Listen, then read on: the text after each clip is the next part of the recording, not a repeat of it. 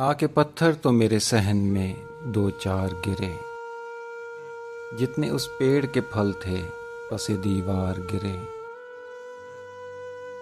ایسی دہشت تھی فضاؤں میں کھلے پانی کی، آنکھ جھپکی بھی نہیں ہاتھ سے پتوار گرے۔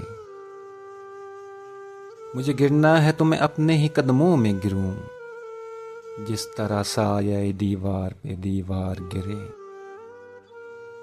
تیرگی چھوڑ گئے دل میں اجالے کے خطوط، یہ ستارے میرے گھر ٹوٹ کے بیکار گرے۔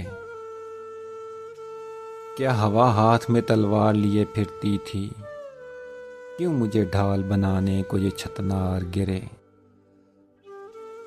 دیکھ کر اپنے در و بام لرز جاتا ہوں، میرے ہمسائے میں جب بھی کوئی دیوار گرے۔ وقت کی ڈور خدا جانے کہاں سے ٹوٹے، کس گھڑی سر پہ یہ لٹکی ہوئی تلوار گرے۔ ہم سے ٹکرا گئی خود بڑھ کے اندھیرے کی چٹان، ہم سنبھل کر جو بہت چلتے تھے ناچار گرے۔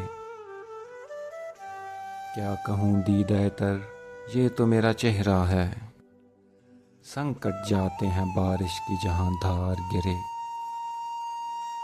ہاتھ آیا نہیں کچھ رات کی دلدل کے سوا، ہائے کس موڑ پہ خوابوں کے پرستار گرے۔